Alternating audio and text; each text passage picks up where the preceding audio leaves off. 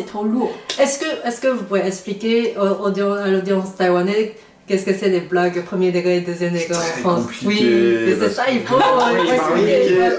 J'ai du mal à donner l'exemple très concret comme ça. Premier degré, la personne dit quelque chose, mais elle le pense vraiment. Alors qu'au second degré, la personne va quand même, elle va pas le penser. Elle va pas le penser du tout, même des fois au contraire. C'est quand on connaît la personne, on sait que c'est à l'opposé de ses idées. Mais c'est juste une blague par l'absurde pour faire rigoler. 我们是法国双语，为什么现在呢？我们可以看到旁边是我们新的伙伴 Gaston， 嗨，大家好。然后这边呢c'est un couple franco-taïwanais. Bonjour. Bonjour à tous. Est-ce que c'est des amis de Gaston? Est-ce que tu peux les présenter d'abord? Oui, alors ça c'est Antoine et ça c'est Jojo. Voilà. 异国夫妻嘛，一定会有很多大家想知道的事情。Ça fait combien de temps vous êtes en couple? Ça fait 12 ans. 12 En ans. 2024, on fait 12 ans. s'est rencontrés en 2012. Et à l'époque, j'ai fait mes études en France. J'étais étudiant échangé à Angers. Et Moi, je travaillais déjà. oui, il travaillait déjà. D'accord. Pas longtemps maintenant? Non. Ça fait 12 ans déjà. Alors si, mais il faut dialoguer avec un enfant de 3 ans, vois-tu. Donc ça va pas très loin. Voilà. Ça va pas très loin, et donc forcément, c'est un peu le problème, c'est que le mandarin, j'ai essayé, et je dois avouer, sans trop de honte, j'ai bloqué aux couleurs. Voilà, j'ai essayé différentes méthodes, et à chaque fois, le système de ton est une vraie barrière. C'est une vraie barrière. Du coup, je vais parler de la question de culture shock, le choc culturel, pour toi et pour toi aussi. Ça m'a pas choqué personnellement, mais ça a choqué beaucoup de gens de mon entourage. Le fait qu'on ait dû attendre d'être finalement mariés pour avoir le droit de dormir ensemble. Ok, ouais.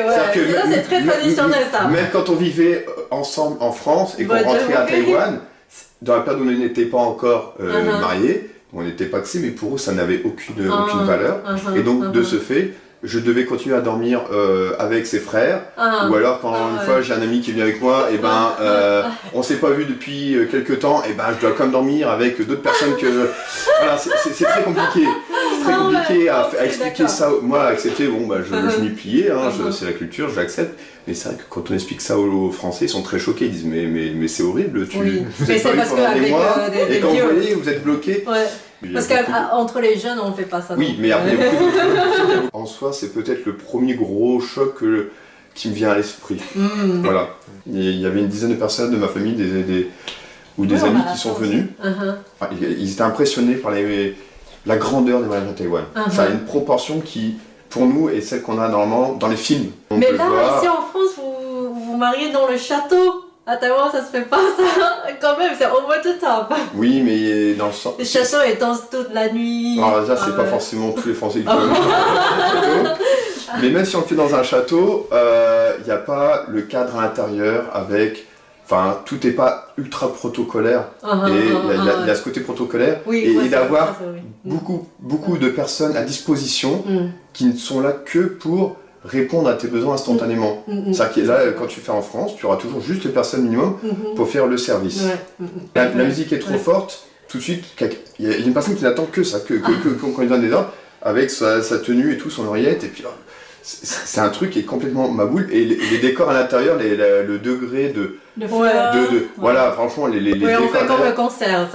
Au dernier moment, oui, les gens font la queue, on se croirait au parc Disney, où les gens font la queue pour venir prendre une photo avec les mariés et repartent avec des cadeaux. Enfin, c'est vraiment très très différent. Même là, il y a une attente, je dirais, de ce qu'on veut quand on va à un mariage à Taïwan qui est très différent en France.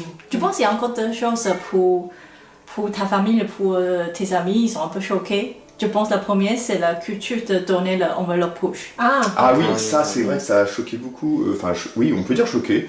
Parce qu'en fait, on donne l'enveloppe et en plus, il y a quelqu'un qui, dans le registre, va noter le montant. Ça ne l'est pas, parce que... Enfin, ça ne l'est pas. Quand on comprend la raison pour laquelle vous le faites, c'est-à-dire, en fait, finalement, le but, c'est derrière de pouvoir redonner autant quand ce sera à notre tour d'être invité. Et puis, en fait, honnêtement, quand on va en mariage, à chaque fois, on se prend la tête de qu'est-ce qu'on va offrir ou de quel montant on met, pour pas que ce soit trop surinterprété ou sous-interprété. Là, on offre la même chose et tout va bien. Donc finalement, c'est quelque chose de simple et rationnel quand on le sait. Mais oui, au premier abord, c'est très choquant. Et je pense que deuxième chose, c'est comme à Taïwan, après le banquet de mariage, normalement c'est fini à 21h30 ou 22h. Mais en France, c'est pas possible. Voilà, c'est ça. C'est inconcevable, oui. Ouais. Normalement, ma famille, ils ont dit non, mais on va pas finir un mariage à 21h. Bon, ils se rendaient pas compte de tout le protocole qu'il y avait qui faisait que nous, à la fin, on était extrêmement épuisés. Hein. Mais de fait, c'est vrai que c'était juste inconcevable et que ses parents nous ont suivis. On a passé la nuit au KTV, mais ses parents, à la fin, eux, étaient extrêmement épuisés en disant mais. Ils sont fous, ces occidentaux. Voilà. Donc en fait, c'est là qu'on se rend compte qu'il y a vraiment, encore une fois, une différence culturelle. Parce que pour nous, un mariage qui se finit à 21h, quand bien même il a commencé à 14 ou 16h, c'est surréaliste. Parce qu'au début, je donnais le planning à sa famille. Et tout le monde dit, mais c'est pas possible, comment on peut le finir à 21h30, Mais il y a 22h? after party, non? Oui, c'est ça. Ouais. Donc tout de suite, elle nous dit, il faut organiser quelque chose après. Donc, tout de suite, j'ai réservé le karaoké à Tiangui. Donc, à partir de 23h, on va chanter jusqu'à 2-3h du matin. Et même pour mes parents, c'est la première fois, ils sont allés à Zeta. Ouais. Mais toute la belle famille, ils sont tellement contents. Au moins, il y a un after party, on peut tout chanter, tout danser après. Et pour toi, le culture shock? Au début, mon niveau de français, c'est pas comme aujourd'hui. Et donc, parfois, je dois lui demander de m'expliquer mais qu'est-ce qu'il veut dire et est-ce que j'ai mal entendu? Parce qu'en fait, en France, on a le premier degré des blagues. On a le premier degré et deuxième degré. Et à Taïwan, on n'a pas du tout ça. Donc, pour moi, c'est vraiment pas facile d'accepter. Il y a des blagues, pour moi, c'est trop lourd. Est-ce que vous pouvez expliquer à l'audience taïwanaise qu'est-ce que c'est des blagues premier degré et deuxième degré en France? Compliqué, Oui, mais c'est ça, il faut expliquer. J'ai du mal à donner des exemples très concrets comme ça. Premier degré, la personne dit quelque chose, mais elle le pense vraiment. Alors qu'au second degré, la personne elle va pas le penser. Elle va pas le penser du tout, même des fois au contraire. C'est quand on connaît la personne, on sait que c'est à l'opposé de ses idées. Mais c'est juste une blague par l'absurde pour faire rigoler et encore une fois pour débloquer une situation. C'est le choc culturel au début. Oui. Parce que même jusqu'à aujourd'hui, on travaille. La plupart des gens, on se taquine. Et on sait c'est parce que ils voudraient dire. Donc, ils sont pas sérieux. Ils sont pas sérieux. Donc ça va. Ah ouais, ça c'est très intéressant pour les Taïwanais. Surtout les Taïwanais qui viennent d'arriver en France, qui disent ah pourquoi les Français ils parlent comme ça, c'est pas gentil, mais en fait c'est juste pour te taquiner, pour te faire réagir. C'est vraiment, c'est vraiment culturel.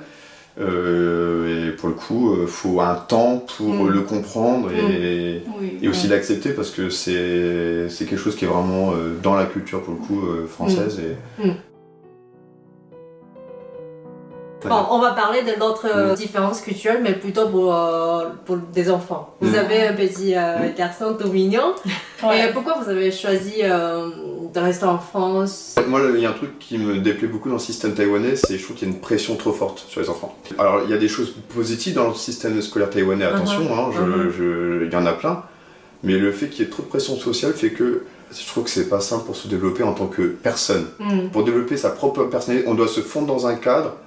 Et on doit suivre ce chemin-là, parce que si on s'en écarte, on diminue ses chances d'aller dans une bonne école, et vu que c'est l'école qui détermine notre statut professionnel et social dans le futur à Taïwan, contrairement en France, où c'est pas du tout l'école, mais vraiment le diplôme, c'est vraiment l'opposé.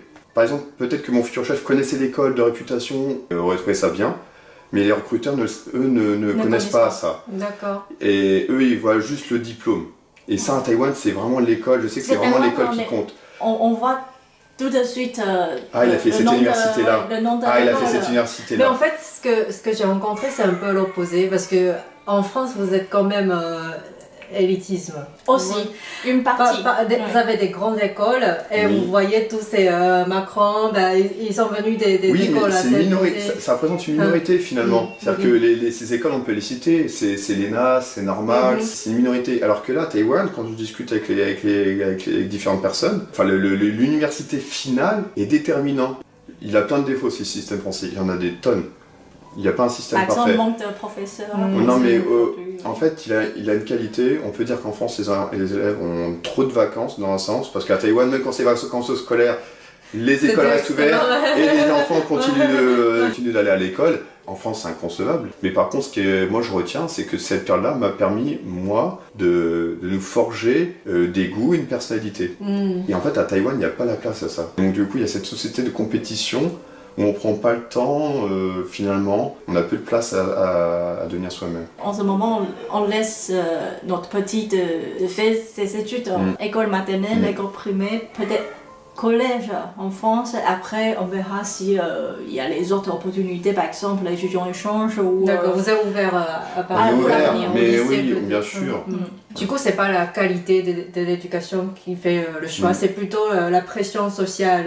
Tu as dit un mot juste, c'est ça, c'est qu'en fait il y a une pression sociale parce que, pareil, beaucoup de personnes, quand je discute avec elles, alors je dis encore une fois, c'est peut-être pas une vérité absolue ce que je dis, mais c'est ce qui en sort des discussions que j'ai avec beaucoup de Taïwanais. C'est-à-dire qu'en fait, finalement, le métier qu'ils font, c'est pas un métier qu'ils ont choisi. C'est un métier qui a été choisi par les parents. Voilà. C'est ça. Alors que, Et vous n'êtes pas comme ça. Ils peuvent faire. Bah si, toi, c'était pas Ouais. Voilà. Au début, oui. Et bah, ça m'a plu parce qu'en fait, j'ai fait mes études plutôt pour la langue anglaise. Et ça me plaît la langue aussi. Mais ils voulaient que tu sois docteur ou Oui. professeur. Parce que c'est vrai qu'à Taïwan, le professeur, c'est un métier qui est très bien vu. Donc, Oui, c'est ça. Ouais. tandis que moi, je peux même pas dire que c'est mes parents qui ont choisi mon métier, parce que mes parents n'ont toujours pas compris alors qu'il est le métier que je fais. Voilà. Donc voilà, j'ai la chance de pouvoir choisir complètement Ils ce que je respectent fais. le choix des enfants. Mais complètement. Ce schéma global n'existe pas en France. C'est vraiment l'enfant qui choisit ce qu'il veut faire. Il n'y a pas de... Voilà, c'est à part peut-être dans les classes très hautes. Ouais, Mais encore une fois, mais je parle pour la classe moyenne, parce que moi je sors d'une classe... Moi je viens de la classe moyenne. Maintenant, on va parler est-ce que vous aimez et est-ce que vous aimez pas en France et à Taïwan. On va commencer par la France. Ce que j'aime beaucoup en France, c'est il y a beaucoup de choses culturelles, il y a beaucoup de choses naturelles. Bah, comme nous, on n'habite pas dans la grande ville, on n'habite pas à Paris. La nature, c'est tout de suite dès qu'on sort, il en a. Et il y a moins de pollution, on peut voir les étoiles. S'il fait beau, il y a les étoiles partout. Il y a l'autre chose que j'aime. Dès qu'on commence à travailler en France, dès la première année, on a déjà 5 semaines de vacances payées. Payé. Ouais. C'est ça qui est On peut important, payer, parce que oui. pour les Taïwanais, c'est ça, c'est que c'est 5 semaines minimum, et en plus qui sont payées. Et ça, c'est un des critères pourquoi, avec Antoine, s'il a trouvé un travail à Taïwan, c'est un peu compliqué pour lui. C'est vrai que quand on est français, faire machine arrière, c'est très compliqué. C'est le système de travail en France, honnêtement, c'est pas mal. Est-ce que vous êtes moins efficace à cause de ça? Mais non, justement, je pense que déjà il y a plein d'études qui prouvent le contraire. On reste étonnamment un des pays les plus productifs au monde. Même en au France. niveau de l'administration? Alors, c'est un autre sujet. C'est ça, un de les choses que je n'aime pas du tout en France. Taïwan explose la France en termes d'administration, j'en suis témoin, c'est incroyable. Oui. C'est-à-dire qu'avoir une carte d'identité en moins d'1 heure, en France, c'est de la science-fiction, on a plus de chances de... C'est pas possible. Je pense qu'on a plus de chances de trouver le Graal ou que ça se produise un jour. C'est vraiment incroyable. Le côté, vraiment, ça me plaît pas du tout. C'est l'administration française, c'est pas possible. C'est compliqué pour rien, c'est compliqué pour Même rien, pour c'est les vrai. Français. Hein. Même pour les Français. Même pour les Français, c'est incompréhensible. Le seul truc qui a été simplifié ces derniers temps et pour lequel ils sont très forts, c'est pour prendre de l'argent pour les impôts. Voilà, ça, pour le prélèvement des impôts, ils ont su faire un truc très simple, très logique, il fonctionne très bien. Est-ce qu'il y a d'autres points positifs pour à toi. Taïwan? Alors moi j'adore les transports en commun à Taïwan. Wow, ok. J'adore les transports en commun. C'est un plaisir de prendre les transports en commun à Taïwan. Alors peut-être parce qu'encore une fois j'y vais en tant que vacancier, si je faisais tous les jours, mais après tous les jours en France je prends pas tous les jours non plus le transport en commun, donc même le peu que je prends en France pour aller à Paris, à la fin de la journée j'en ai marre. Et à Taïwan non, Tu te sens à l'aise. C'est calme, les gens sont respectueux. Aujourd'hui dans le monde moderne, je sais pas quelle excuse on a pour pas avoir des transports en commun, ne serait-ce que le métro ou train de banlieue aussi agréable qu'il y en a à Taïwan. Vraiment, transport en commun, un gros point positif pour Taïwan. Je Et des choses négatives? Ouais, Ah, t'es des pressé, hein? Ça Chose négative à Taïwan, point négatif, quel ce serait? Tu peux m'aider là? J'en ai pas. T'en as pas? Bah si, j'en ai. À part le sneaky tofu. À part le sneaky tofu qui a un vrai problème chez nous. Bah non, c'est pas un problème ça. Non, ça devrait pas exister. Non. Alors si, donc Taïwan, il y a un point négatif, qui est un truc qui est très compliqué à accepter, et un peu comme, en fait c'est un peu l'équivalent du premier et du second degré pour les Taïwanais quand c'est en France. Bah, pour nous, c'est le non, parce que les Taïwanais savent pas dire non frontalement. Ah. Vous avez du mal à dire non. Ok. Vous avez du mal à dire. Trop gentil peut-être. Non, c'est pas, non justement trop poli. Trop poli. Si vous allez faire des détours, plutôt que de dire non, même si vous pensez non, même si vous n'avez pas envie, vous allez faire des détours en disant oui, on va y réfléchir, par exemple. Souvent c'est ça. Oui, la prochaine fois, Et après tu dois lui dire, Voilà. mais non, en fait, ce qu'il veut dire c'est non. Voilà, c'est ça. Ça c'est très dur. Et que ce soit dans la vie personnelle ou professionnelle, je sais que c'est pas que taïwanaise, hein, mais voilà, c'est un vrai problème. Oui, culture asiatique, on est moins direct. Ça c'est un vrai problème. Après, je suis sûr que si je cherche, j'aurais d'autres trucs, d'autres points négatifs à Taïwan. Hein. Il y en a, c'est comme dans tout pays, il y en a. Mais globalement, quand même, c'est un pays qui est quand même très accueillant, faut le dire. Je trouve qu'il est quand même très accueillant. Par rapport aux Français, je le reconnais. Taïwan est un beau pays. Je pense que c'est pour ça qu'il est de plus en plus populaire auprès des touristes. Là, tout à l'heure, tu as parlé il y a de plus en plus de gens qui commencent à parler de Taïwan. Ouais, est-ce que, à votre avis, tous les deux, que la visibilité de Taïwan a augmenté ces dernières années en France? Beaucoup, bien sûr. Comme on s'est rencontrés au moins 10 ans, au début, ta famille, peut-être, ils connaissent pas du tout Taïwan ou la différence entre la Chine et Taïwan. J'ai un exemple très concret qui est que dans mon milieu professionnel à l'époque, quand on disait que... Aujourd'hui Non, à l'époque, il y a une dizaine d'années, quand je disais que j'allais aller à Taïwan, donc ma copine à l'époque venait de Taïwan. À chaque fois, les gens ils me disaient alors, quand est-ce que tu vas en Thaïlande? Ouais, c'est ça. Voilà, tu vas en Thaïlande. Alors, est-ce que ta femme t'a fait des plats de Thaïlande? À chaque fois. Et là, pour le coup, tout à l'heure on parlait du premier et du second degré, des fois qu'on fait exprès de. Non, là, c'était vraiment premier degré. Premier degré. Ils savaient pas du tout où est Taïwan. C'était vraiment, ouais. Et Taïwan, c'est un truc aussi qu'on disait tout à l'heure, c'est qu'en fait, pour beaucoup de gens, il y a encore pas si longtemps que ça, Taïwan c'était juste une usine, une ville, un pays-usine un peu. Et je pense qu'aujourd'hui, la télé en parle de plus en plus, de façon surface, et encore, si on regarde, il y a des chaînes comme Arte qui parlent de plus en plus, mais de façon, je dirais, plus pointue, plus qualitative de Taïwan, de son histoire, de sa culture, mais aussi de sa société. Et donc ça permet aux gens de découvrir Taïwan d'un prisme un peu nouveau. Et forcément, le contexte géopolitique fait que forcément tout le monde en parle. Actuel, on n'en a jamais autant parlé qu'aujourd'hui, parce qu'il y a des conflits de partout dans le monde. On a peur que finalement Taïwan, le conflit qu'il y a avec Taïwan soit le nouveau conflit peut-être de trop. Et donc finalement, on n'en a jamais autant parlé à cause de ça, parce que vraiment il y a une peur. Il y a une peur d'escalade de conflit mondial. En fait, c'est peut-être aussi pour ça qu'on n'a jamais autant parlé. Enfin, qui ont découvert ce pays-là à cause de ces conflits montants et de la pression aussi que met Pékin autour de ça. Et finalement, en mettant cette pression-là, finalement, ils ont mis beaucoup de lumière sur Taïwan. C'est le côté paradoxal de la chose, mais faut tirer des points positifs où il y en a. Et donc, de fait, finalement, les médias commencent à s'y intéresser et à parler d'autres choses que de Taïwan. Ces sujets en emmenant d'autres, c'est pour ça qu'on se retrouve aujourd'hui aussi avec tout à l'heure aussi, on parlait de YouTube. Les youtubeurs sont souvent des personnes qui ont quand même, sont dans une tranche d'âge entre 20-30 ans.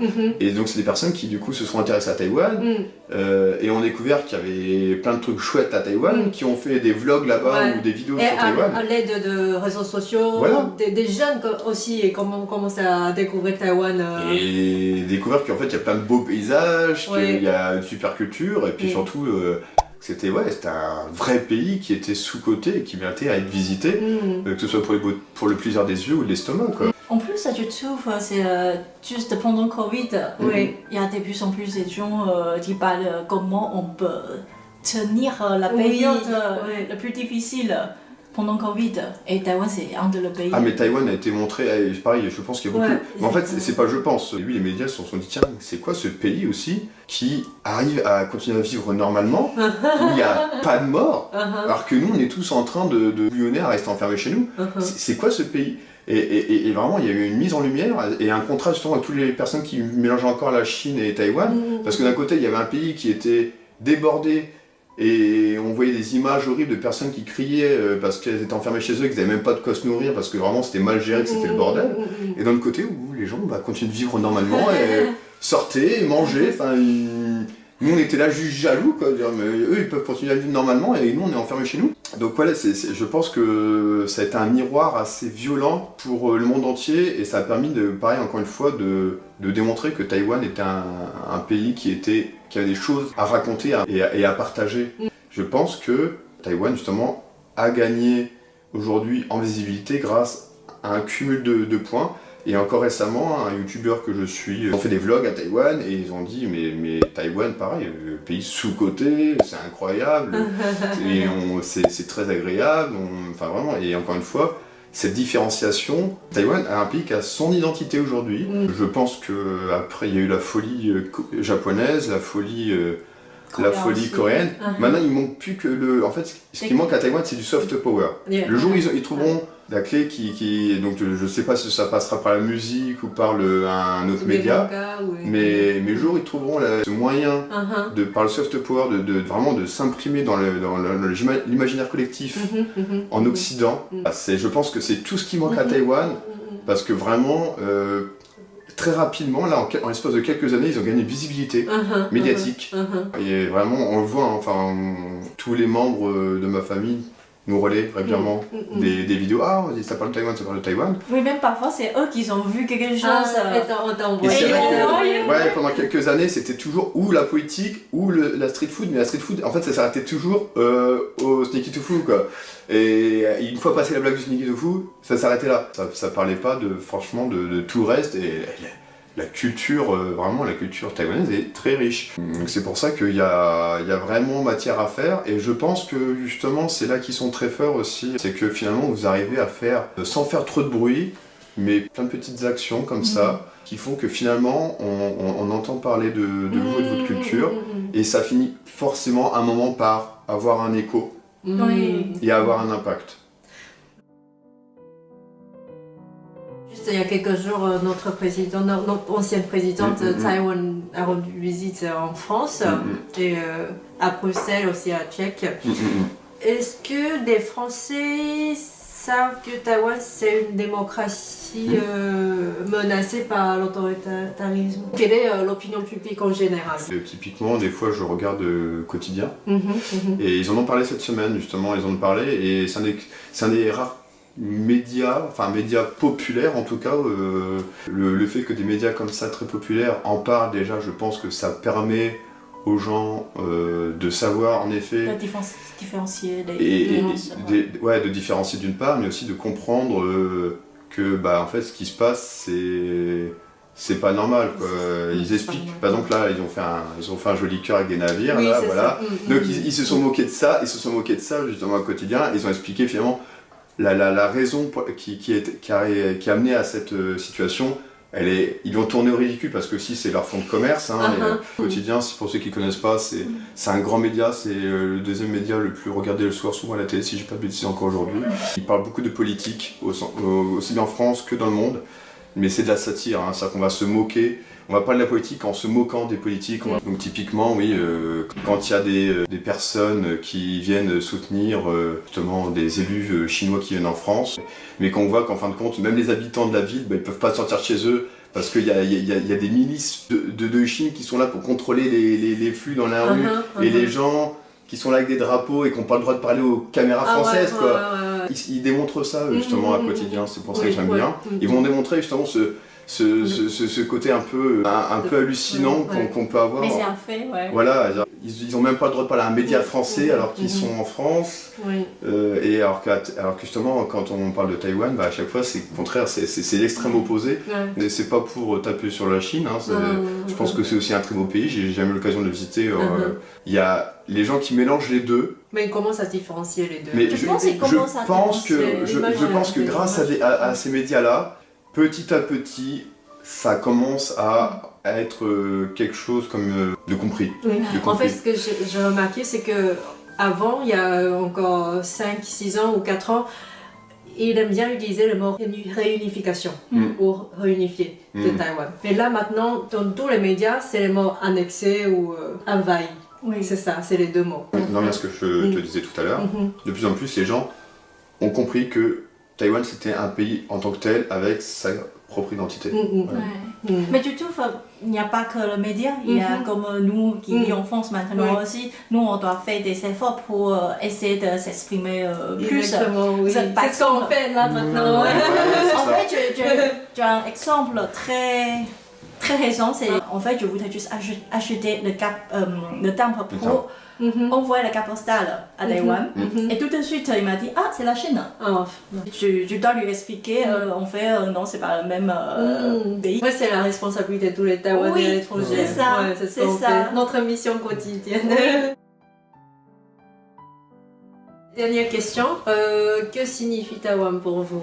Pour moi c'est tout simplement C'est fier d'être taïwanais. Oui, c'est mon pays. C'est l'endroit où je deviens moi-même aujourd'hui. En fait, il y a quelques années, quand on dit on est taïwanais, c'est juste pour dire un fait.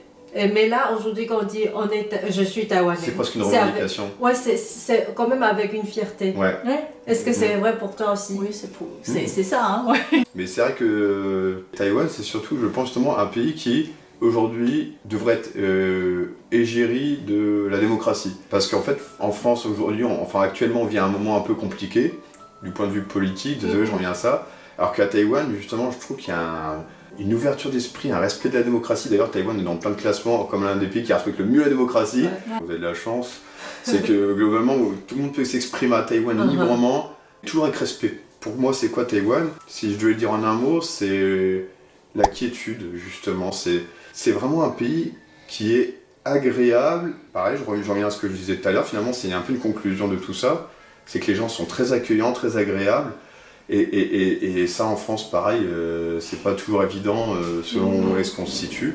Taïwan, c'est ça, c'est la quiétude, c'est la garantie de vivre un moment reposant et de pouvoir avoir des échanges sans aucune contrainte. Parce qu'en gros, on est vraiment dans une bipolarité des idées. Vous n'êtes pas dans ce schéma-là aujourd'hui. Si, quand même. Mais on n'est pas agressif. On se respecte. C'est ça. Et surtout, vous écoutez encore un peu. Vous écoutez encore un peu. Ouais. Donc c'est ça, Taïwan, c'est la quiétude, les bons petits déjeuners. Bonne conclusion, très bien. Tu veux juste dire quelques mots à notre audience? Continuez d'être fiers d'être taïwanais, ça c'est clair, il faut, parce que vraiment, vous n'avez pas de raison de ne pas l'être. Travaillez sur le soft power si vous plaît. Il faut, parce que ce sera le meilleur moyen justement de continuer à cultiver ce que vous êtes finalement, et puis de continuer justement à vous émanciper de la menace qui pèse sur le pays. Face. Merci beaucoup, et toi? Ça va? Je pense juste continuer de rester comme on est. Oui. Ouais, et juste continuer toujours, même s'il y a des difficultés, mais on continue. Voilà. Merci beaucoup， 今天很谢谢大家的收看。如果还有其他问题，今天真的很谢谢两位，谢谢Jojo，merci Jojo，merci Antoine。还有其他问题的话，我们可以在下面留言，欢迎按赞、分享、订阅，谢谢 ，merci beaucoup。Les pouces bleus， les pouces bleus。拜拜。